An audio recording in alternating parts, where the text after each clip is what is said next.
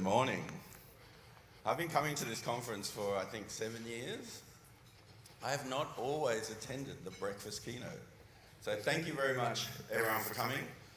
I think I'm going to now be known as the robot guy, which I'm not sure I'm cool with, but I did practice my robot dance last night and decided not to do it. I'm here to talk today about the future of fleet.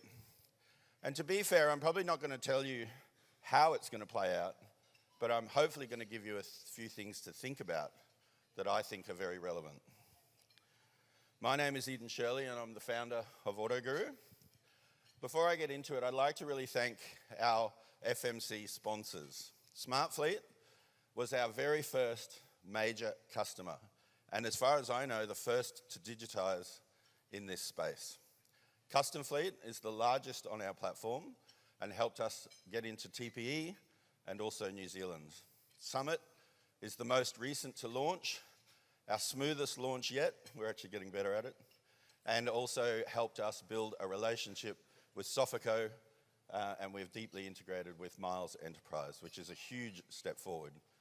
And just recently, we were able to announce that Toyota Fleet is joining the platform and is onboarding now. So thank you very much for your support. I think I shared that our mission is to digitise maintenance. Yep. And realistically, for us, that's the relationship between service providers and fleet controllers. And our fleet controllers are the ones in the large FMCs. The platform has, prior to this platform in Australia, when a fleet vehicle goes into a service centre, the driver is typically not paying. So the service centre has to call the fleet manager or operator to get an authorisation. And I'm sympathetic to the FMCs because literally thousands of vehicles go in for a service every morning. And guess what? Thousands of workshops want to call FMCs. So they get absolutely slammed first thing in the morning and in the afternoon. And some workshops are conscientious of that and spread calls throughout the day, but it is a busy time. So what I'm going to talk to you about today is where are we today? What's happening tomorrow? And what do we think is worth thinking about in the future? So today, we have engaged 15 FMCs, 8 of which are actively trading on the platform, 2 of which are onboarding now, and there are 5 at various stages of assessing. This particular community manages a significant, if not majority, of the fully maintained vehicles in Australia and New Zealand. We have 12,000 service providers fully onboarded to the system with unique labour rates for every one of those FMCs and our ability to let them quote and pay them all online, all without a phone call. The whole platform is underpinned by a big data solution we call MIC, and MIC leverages industry data. We're plumbed into Nevdis. We can do a rego to VIN to specify the exact vehicle. We have access to OEM service and repair data. We have OEM and aftermarket parts, and we have historical data for 36,000 MID codes, and a MID code is a model ID. We've actually only ever booked 10,000 of them. The fleet industry tends to have newer cars. And we've got over 20,000 unique SKUs for tyres from all of the major manufacturers and distributors. On the other side, we've got behavioural data. Each FMC has its own unique rules. That's their IP, that how they analyse jobs, how they manage jobs. We're integrated into their ERP and contract management systems, Sofico, Binks, Catchy, so that we can understand what sort of lease it is. What does it include? What are the rules? Who can service their cars? Just because we have 12,000 service providers doesn't mean that they're all authorised to do each one of those customers' work. So MIC is incredibly important. It's taken us 10 years to build this thing. We did initially build it for the retail, but more recently we've tuned it up for the fleet industry. And the fundamental task is job scrutiny. So I'll explain how this works. When a workshop logs into the AutoGuru system, they generate a quote and MIC calculates the price. calculates the price based on each FMC's unique relationship with that workshop and their agreed labour rates. Yet we don't dictate pricing. The relationship is still between the FMC and the service provider, but we automate the process. And what it's allowed us to do is create a really consistent and transparent quoting mechanism. Then the quote goes through to the business rules. And this is where each FMC's unique lens or perspective is applied. We can then auto-approve some jobs. Let's say a cap price service on a Toyota Camry. You know, if we haven't seen that vehicle for 4 months, there's probably a good chance that that's a valid job. But if we have any reason to escalate it, and each FMO sets their own tolerance levels, we push it to the fleet controller queue, and in the simplest terms, the fleet controller can either say, yes, I'll approve that job without changes, or no, I will push it back to the service provider. There's also higher auths and cancellations, but they're the two main functions. All right, so the UI on this is beautiful. This is a view from a service provider perspective. Everything's nicely broken down. You can book over 2.5 million different services and repairs. We have up above the right side of the blue car, the FX stands for our fictitious fleet, Fleet X, which we'll be demoing something cool today. The fleet controller has a similar UI. Granted, for all the customers in the room, this is the next generation UI, so it's getting a little bit prettier. The fleet controller can either approve, reject, require changes, or push it to a higher auth. We put nice little green ticks on everything that we think looks good, and we put nice little orange flags on everything that we think has changed. It gives them incredible visibility over cost control. And the name of the game is speed. Yep. Everyone has varying wait times in their contact centre. There are also peak times. If I just take an average of 8-minute wait time and I times it by 4 or 5 minute talk times, and you have to call 2 or 3 times, you can quickly do the maths and realise that getting a fleet authorisation over the phone is time consuming for workshops. We've managed to get it under 3 minutes, and that is across 46,000 transactions a month. So the initial benefits are consistency and transparency on maintenance costs. It enables the fleet controller to focus on the stuff that they need to eyeball, and it enables for some automation of jobs. So that's a good starting point. I call that a baseline. Yep, that baseline, what is the next chapter? Yep, the FMCs are asking us, how can we create more value for our customers? How can we solve some of their problems?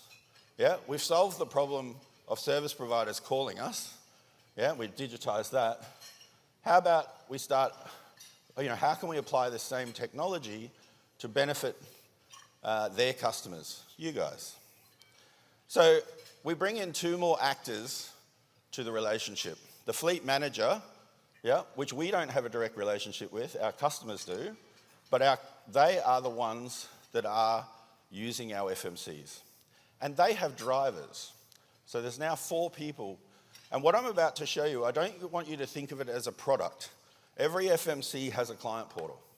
We are building features that we can embed into those FMC's client portals, or we're building white label solutions where you can log from their experience into ours to do a function and then go back. So the idea of a portfolio oversight has resonated, and we're already working with a bunch of customers of our large FMCs and doing some beta trials. But this idea of being able to see the whole portfolio, being able to integrate telematics or telemetry data or kilometre data from fuel cards, to be able to properly see where services are due and when they're coming up, and then to have full access to digital logbooks, every repair, every service, every bit of detail. And then the holy grail, help me book the cars online. Yeah, you're still picking up the phone to ring a driver to say, hey, you need to go and get that serviced. Booking online is actually what we have been doing for 10 years. And it's not the easiest thing. I'm surprised that we haven't had, a few people have tried to do it. It is tricky, but we're going to do it in the fleet space. So when I start thinking about how can we add value to the customer in tomorrow's world, portfolio oversight and digital logbooks, telemetry data, all fantastic things. That can help us drive trigger events like service reminders, scheduled inspections for rego renewals. It can help us schedule maintenance. It can give us good data for downtime management. A lot of people are asking for really rich data for downtime management. We've got factory recalls. And the holy grail is predictive maintenance. How can we reduce the number of times a vehicle has to come off the road to a service centre? That's got to be a North Star. All right, so I'm going to do something either very cool or very stupid. I'm going to try to actually demo a live AI booking. I know lots of people are talking about AI agents. There's a bunch of us trying to build them. I think this is the first time I've ever seen one try to be demoed on a stage that wasn't Microsoft or Salesforce, but we're going to try and do it for you guys. So what I would say is there's a few good, and this is not all the use cases, but there's a few good ones. Scheduling a service, overdue escalations, a vehicle breaks down, we need to get it into a workshop quickly. Could we use AI to ring around and get availability?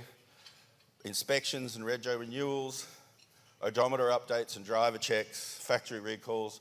I mean, imagine if we had agentic AI when the Takata airbag thing went off. We could have streamlined that incredibly well. And then obviously there's also this, I think a really interesting opportunity in grey fleet. This is something that a lot of you are dealing with, and we don't really know how big the problem is. I think that there's a real opportunity there. But hey, we're going to flip to the other screen. I'm going to show you, this is a live interface. We have actually built this technology. What you can see here is a portfolio of vehicles. My friend Mark at the back is going to click to schedule one. Pretend you're a fleet controller and I am a driver of your fleet. All right, here we go.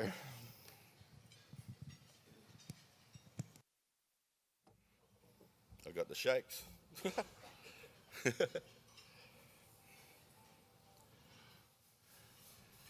Hello, Eden speaking. Hi Eden, this is Mick from FleetX calling on behalf of your fleet manager. Just getting in touch to help schedule the next service for your Toyota Hilux. Do you have a quick moment now to chat about that? Actually, I'm right in the middle of a keynote, but sure. No problem at all. I'll keep it quick. Our records show that you went to Toyota Southside for your last service. Are you happy to go back to this workshop? Yeah, those guys are fantastic. Thank you. Great to hear. Now, do you have availability to drop the car off next week? Our records indicate that Toyota Southside has good availability on Thursday and Friday. Actually, I'm away next week. Could I come in the week after on the Friday? Of course, that would be Friday, June 6th. Does that work for you? Yeah, that sounds great. Thanks. Perfect. I'll book you in for Friday, June 6th. Would you be able to drop the car off at 8 a.m? No, I do the school run, so it'll have to be 9:30. Got it. I'll note that down for you.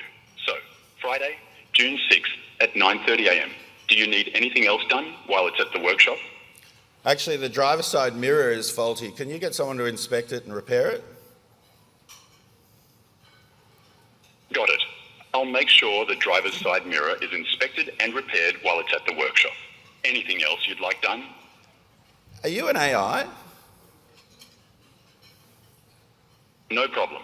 I'll note that down for you. Will you be getting picked up from the workshop, or would you like us to arrange transport for you? Oh, I'd love a loan car if you got one. Unfortunately, we don't have loan cars available, but I can arrange transport for you. We can either provide an Uber voucher or arrange a courtesy bus. Which would you prefer? An Uber voucher would be great, thanks. Perfect. I'll arrange an Uber voucher for you. We'll send you a confirmation once it's booked in. Have a great day, Eden. Thanks, Mick.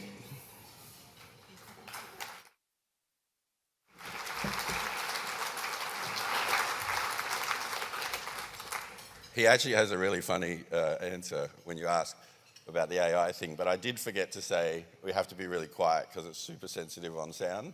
So when it doesn't understand the question, it just moves on to the next part of the script. But hey, we got away with it, team. You know, the AI agent knew my name, my vehicle, and my previous service. It had asked me whether I was happy to go back to the same place. If I had said no, it would have asked me where I wanted to go and then ship that back to the fleet controller to make sure that that's all cool. Yep. We might even be able to have a preferred supplier list, and if we get a match, you know, we could book them in somewhere else, but you know, that's all dependent on the FMCs. It offered real availability and adapted to my preferences. It asked me if I needed anything else, and it asked if I had transport, which I thought was pretty cool. So you can see the technology is moving so fast, and it was pretty good. You know, that was not an unpleasant experience if you're the recipient of that call. All right, so that's tomorrow. What's happening in the future? Look, I'm not here today to talk about EVs. Yep, EVs are already well and truly embedding into the industry. There are some fantastic use cases and some good adoption, and there is a plethora of information and rhetoric around EVs. So I'm going to skip that, yep, because the assumption is we are already well on our way to electrification. What happens after that? And what are the emerging trends that I think are going to be the most disruptive? Now, I could talk about AI, because that one's here and now and everybody's talking about that. But I'm going to go back to AVs, autonomous vehicles, and I'm going to talk about autonomous robots. The reason that I want to talk about these two is because this is the most interesting paradigm shift of an asset that would sit in your portfolio that does not have a human operator. And I know little G today has been fun. The technology's not there. We've got an operator. He's been fantastic. Thank you, Cheng. And, you know, we're driving him around like he's a toy. But very soon, they will be a fully walking, autonomous, decision-making asset. So AVs are, you know, emerging quickly. Yep, everybody knows the robo-taxi story. If you've been to San Francisco, you know there's 5 different robo-taxi companies being tested, and there are so many companies developing technology for manufacturers that it's absolutely plausible that your Ford Transit soon won't need a driver. How soon? I don't think anyone can tell you that, yeah? We thought it was going to be sooner. It's clearly going to be longer. I would have said that autonomous drones is now. We've already been asked if we can build a service network to support these in agriculture and emergency services, and we're really excited about it because this technology is real. Equipment, autonomous forklifts. I met someone on day one that has a trial going with 12 in a business, and the manufacturer put in an engineer. But as we scale, that won't be practical. But the Android robots are right now. Yeah, there are a bunch of companies developing solutions for domestic. This is one of my favorites. This is the 1X Gamma out of Norway. I feel like it's the IKEA of robots. Trying to make it very friendly. I don't know how many of you would be open to this idea, but certainly it's meant to do the chores, which is nice. You know, AI is doing all the thinking for us. That's not what we want. We want it to do our washing. There's also the Figure. It's probably the most advanced one. But in industry, in your world, manufacturing, distribution, industrial, this is UB Tech, this is the Walker S1. It is already being commercialized. This is Digit, Amazon's agility robots tech startup is already working in distribution centers. Autonomous. So the question that I've got for everyone in the room, these are some of the most promising companies offering these assets. They are talking about shipping them 1,000 units next year, most of them. 10,000 to hundreds of thousands of units the year after that, and by 3 years' time, they're talking about mass distribution. And companies are going to want them too, because they're going to save money. Yep, they're going to improve our capacity to deliver labour. So my question is, who's going to look after them? Now, forgive me, because I uploaded your job description into OpenAI and got this rugged, handsome-looking, serious guy who's well-dressed with a clipboard. So I'm not sure how relatable he is. But what I'm saying is these assets are going to be financed and leased. They're going to need acquisition and disposal. What about safety and compliance? Total cost of ownership, charging infrastructure, management and utilisation, and maintenance and upgrades. They sound like things you guys do. Now, I don't know the future. I don't know what this will look like. Yeah, I know as a startup, when you have an early customer, you throw everything at it. I can understand why that autonomous forklift company has an engineer in the business that they're working in. But when they're mass accessible, you can't put an engineer into every business. You need a solution like what we've built for the automotive industry to care for these things. And you're going to need companies like fleet management companies, like fleet managers, to manage these assets. I believe that little g will be something that you guys will be thinking about in 3 years, maybe 4, if I'm being conservative. How does that resonate? I think that these things will be around before autonomous vehicles are. So we're already thinking about diagnosis, repair procedures, replacement parts, data, building a repair network. I'm super excited about this. CR Kennedy is the company that is the distributor for these. They also bring in huge agricultural drones, and we're going to start working with them to build a service network. I believe we're stronger together. I really resonate with this theme, because how are we going to get the data from these manufacturers unless we've got hundreds of thousands of you wanting it, working together? That's how we're going to get the data that we need to help you manage these. That's my 2 cents. Thanks, everyone.